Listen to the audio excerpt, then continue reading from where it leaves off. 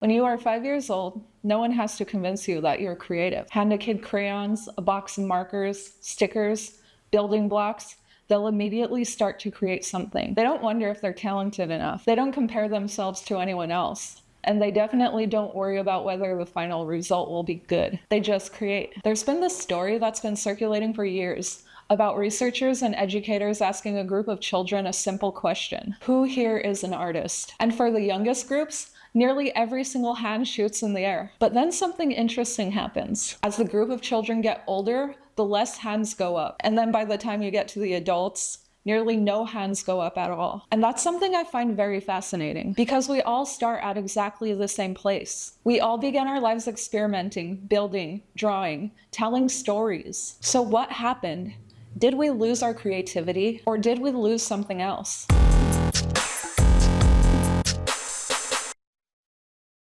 I've spent a lot of time thinking about this, not just as a designer, but as an educator. And I've come to a conclusion.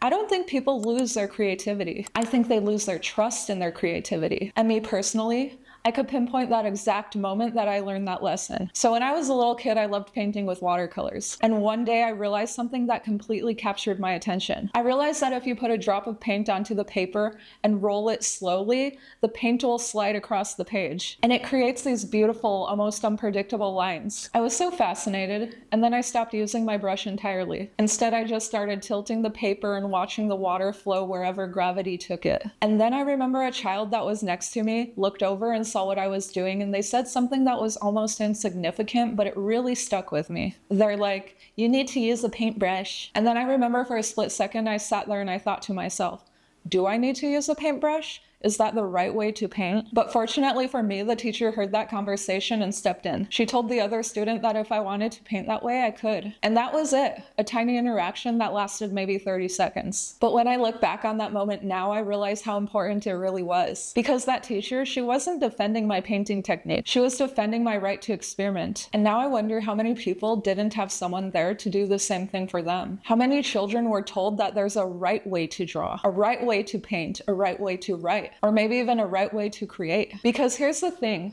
Creativity and experimentation, they're inseparable. You can't really have one without the other. But somewhere along the way, so many of us, we stop experimenting. We stop exploring, stop playing. And really, I think there's 3 reasons why. Now, before anyone starts writing in the comments, I'm not saying that education kills creativity.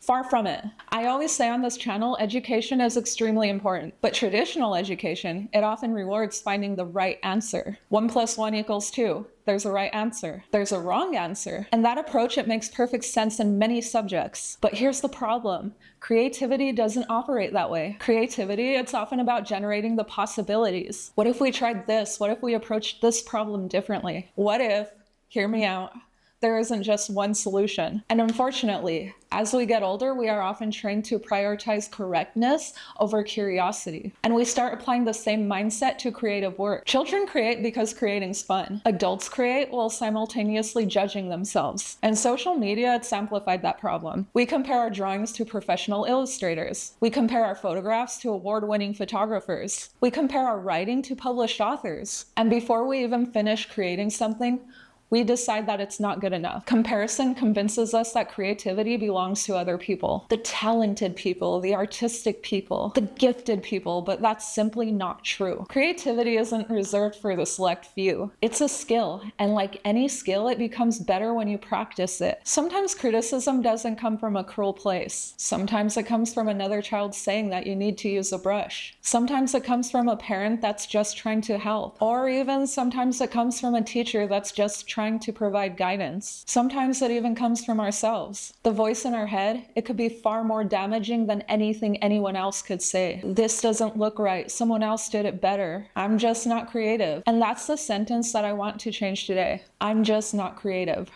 Really? Because 5-year-old you would strongly disagree. And this brings me to something that I've never really talked about on my channel, but I never show my complete design process. And that's actually an intentional choice. It's not because I'm trying to hide anything. It isn't because I think that design should be a secret. And I feel like it goes without saying, but it's definitely not because I'm afraid that someone will learn something from me. The reason is actually so much simpler.